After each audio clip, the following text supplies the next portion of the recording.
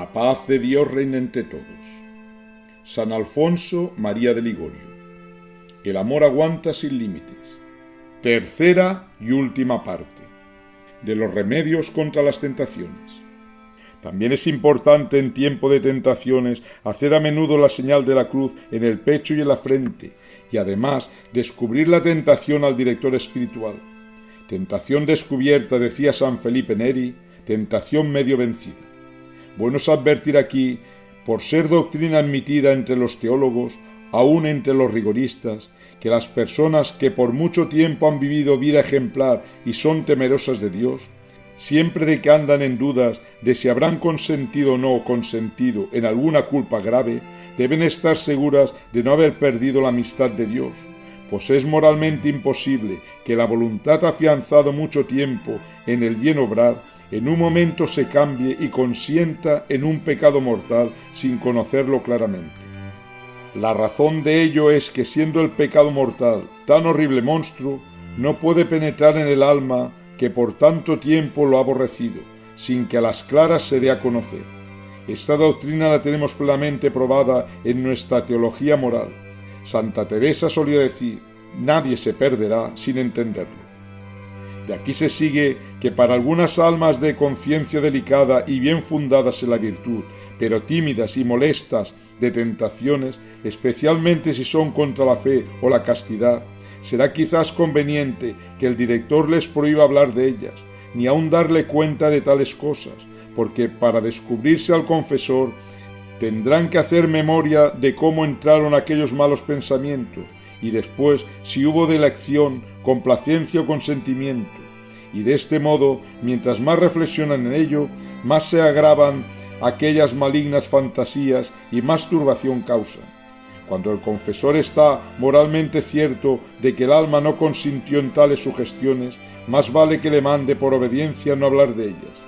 Y advierto que no de otra suerte obraba Santa Juana de Chantal, quien cuenta de sí que durante muchos años fue combatida de horrendas tempestades de tentaciones, y como no tenía conciencia de haber nunca consentido de ellas, jamás las descubrió en confesión, limitándose a decir según la norma que el confesor le había dado para tales casos: no tengo claro conocimiento de haber consentido, dando con esto a entender que después de cada tentación quedaba agitada de escrúpulos, a pesar de los cuales se aquietaba con la obediencia que el confesor le había impuesto de no confesar tales dudas. Por lo demás, mucho ayuda generalmente hablando para calmar las tentaciones, descubrirlas al confesor, como arriba queda apuntado.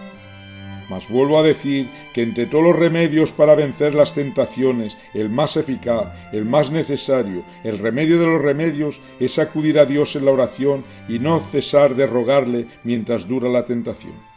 A veces tendrá el Señor guardada la victoria, no para la primera súplica, sino para la segunda, la tercera o la cuarta. Persuadámonos, finalmente, de que de la oración depende todo nuestro bien, de la oración depende nuestra mudanza de vida, de la oración depende la victoria de las tentaciones, de la oración depende el alcanzar el amor divino, la perfección, la perseverancia y la salvación eterna. Tal vez haya entre los lectores de mis obras ascéticas alguno a quien se le haga enojoso tanta insistencia en la importancia y necesidad de acudir continuamente a Dios por medio de la oración. En cambio, a mí se me hace que aún no he insistido bastante, sino harto poco. Comprendo sobradamente que todos, día y noche, estamos combatidos por tentaciones infernales y que el demonio no ceja en el empeño de buscar ocasiones para hacernos caer.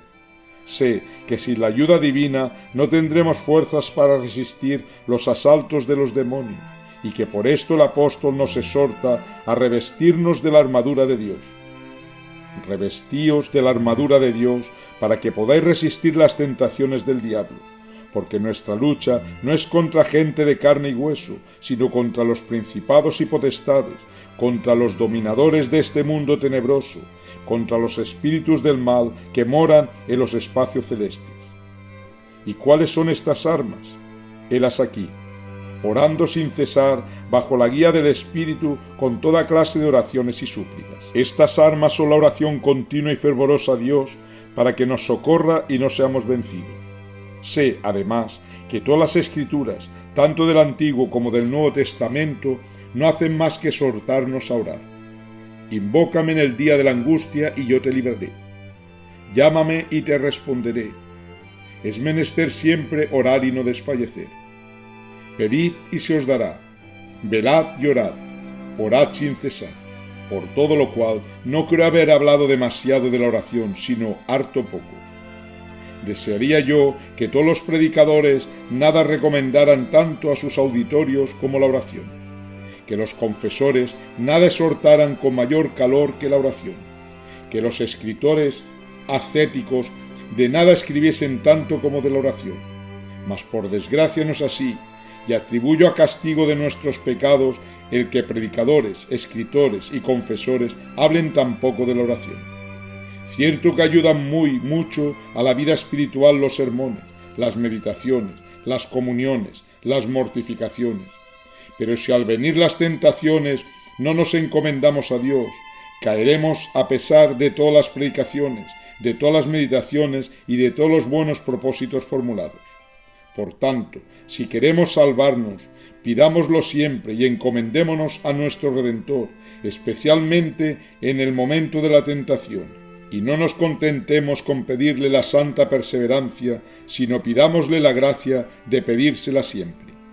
Encomendémonos siempre entonces a la Divina Madre, que es la dispensadora de todas las gracias, como dice San Bernardo. Busquemos la gracia y busquémosla por medio de María. En efecto, el mismo santo nos da a entender que Dios no quiere dispensarnos gracia alguna sin que pase por manos de María. Nada quiso Dios que tuviéramos que no pasase por manos de María. La paz de Dios reine entre todos.